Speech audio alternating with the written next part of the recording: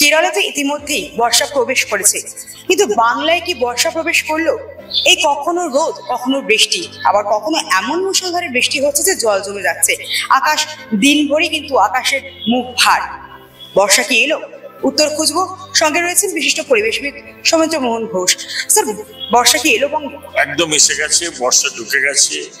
Moisture formation হয়েছে, যেটাকে আমরা বলি জলীয় বাষ্প, এবং তার ফলে কলকাতা অল্প কিছুদিনের মধ্যেই জলে ভাসবে যদি ড্রেনেজ সিস্টেমটাকে উন্নত না করা যায়। আর শুধু বর্ষা না, সাইক্লোন আসার প্রবল চান্স, যেটাকে আমরা বলি ঘূর্ণাবর্ত, ঘূর্ণিঝড়। এবং যেভাবে বঙ্গোপসাগরের উপরিভাগ যেভাবে জলস্তর গরম হয়েছে, সেই জলস্তর গরমের ফলে আমাদের সাইক্লোন আসতে হয়। সাইক্লোনের সব রকম অবস্থার সৃষ্টি হয়েছে।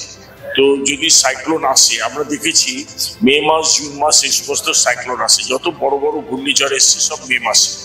তো একটু দেরি হলেও সাইক্লোন কিন্তু আসবে। তার জন্য আমাদের যারা এমার্জেন্সিতে যারা কাজ করে, ডিজাস্টার ম্যানেজমেন্ট, তাদেরকে ঠিক থাকতে হবে। বিশেষ করে সুন্দরবনের ব্যাপারটাকে আমাদের দেখতে হবে, যাতে সুন্দরবনে এনভায়রনমেন্টাল রিফিউজি বা পরিবেশগত শরণার্থী যাতে তৈরি না হয়।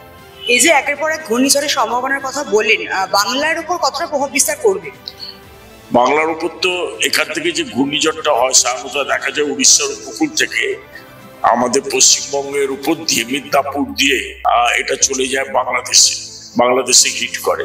তো বাংলার উপর প্রভাব ভালোই পড়বে। এবং আমরা দেখতে পাচ্ছি যেভাবে নদীতে জলস্তর বাড়ছে, সেই ঘাটালের সেই পরিকল্পনা আজও চলছে। চারদিকে মিদনাপুরে, যে বাঁকুড়াতে যে চন্দ্রকোনা নদী আছে, গন্ধেশ্বরী নদী আছে, সব প্লাবিত হয়ে গেছে। শিলাবতী নদী প্লাবিত হয়ে গেছে। তার ফলে ফসলের ব্যাপক ক্ষতি হচ্ছে। সতর্কীকরণ হিসেবে কি বার্তা দেবে? আমাদের বললাম যে আমাদের রাজ্য সরকারকে সজাগ থাকতে হবে, যেটা ডিজাস্টার ম্যানেজমেন্ট টিম আছে তাদেরকে সজাগ থাকতে হবে। বিশেষ করে সুন্দরবনে ম্যানগ্রোভ লাগিয়ে সুন্দরবনকে যাতে বাঁচানো যায় সেটা দেখতে হবে। এবং সর্বস্তরে সতর্কীকরণের সময় হয়ে এসছে, কারণ আর বেশি দেরি নেই। আমাদের জুলাই মাসটা খুব সাবধানে থাকতে হবে।